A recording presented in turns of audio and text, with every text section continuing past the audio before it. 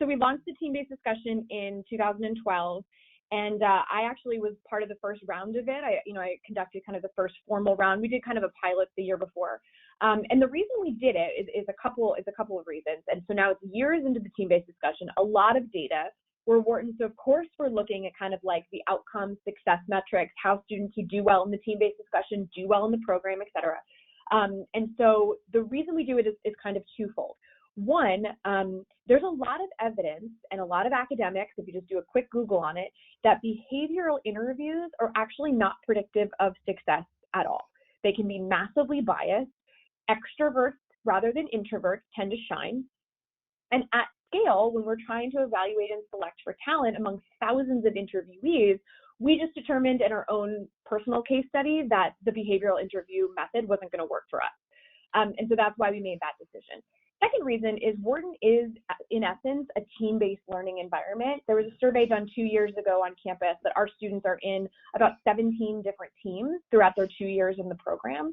And so if we thought we have a team-based ecosystem, why don't we do a team-based inbound? And so those are the kind of the two main cores as to why we run a team-based discussion. And it's been resoundingly successful. This was also a risk in 2012 to push this out into the world. And I think kind of the stress level, I hope, has dissipated around it. You know, I just greeted the 52 students that were on campus today, and I said, you know, our main goal for all of you is to make sure that you feel like you're having the best day of your lives. I really don't feel that there should be undue stress put on business school candidates through the interview process. And so that's kind of our whole lens into this. The last thing that I will say about the team-based discussion is that it's not a binary decision post team-based discussion. What I mean by that is it's not like they hit the interview hurdle and then they either do really well and gain admission or do poorly and unfortunately are denied. We feel like it is testing and evaluating a piece and component of who you will be in business school that is different than your application, but it's not the more important thing or less important thing, right? So sometimes we have students, we have students who have really, really strong applications, do marginally in the team-based discussion and are very easy admitted students. Alternatively, we have students that have marginal applications but rocket in the team-based discussion and super easy admits, right? Because it's evaluating something different. And that's kind of how we run the admissions committee post team-based discussion. And that also, by the way, fits in, and I do want to ask one last question about the individual component, but what you're saying is, which I knew you would say, is that each element serves a different function and reveals something a little different about the applicant.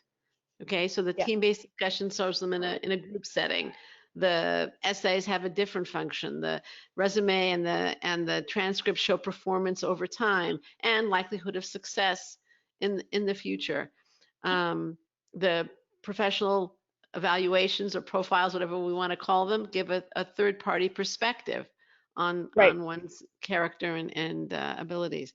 Right. So that's kind of what I was hoping was going to come out of this question.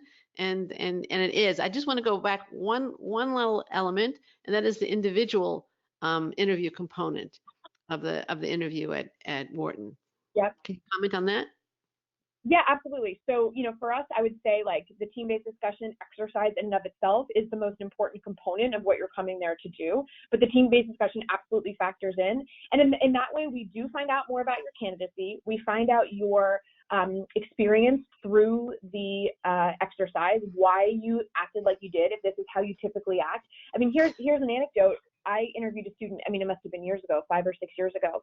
And the way he conducted himself through the team-based discussion is he sat back more and he was more a conversation facilitator. And it was just a very well done and interesting way to approach it. And so I asked him about that. And I said, you know, that we do blind interviews. And we do blind interviews because we feel like different evaluators with different touch points decreases bias and noise on decisions. And so we feel pretty strongly in that, and we can get into that later.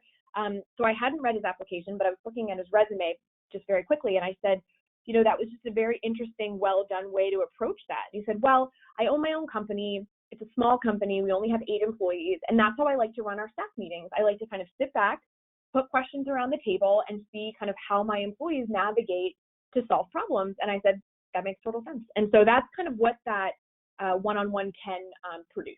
And that's the type of thing it typically does produce, and that's why it's successful for us. Okay. So it's not really so much to learn more about them as an individual as a follow-up to the TBD and kind of get reactions on that. Is that correct? It can be. I mean, I think it depends on, how quickly each person talks. I mean, like, we try to make the experience the same, across every candidate. It's difficult to do that. So I think it depends on kind of where the interview takes itself. Sometimes it's more on the resume and kind of why Wharton, and sometimes it's more on the exercise itself. Okay.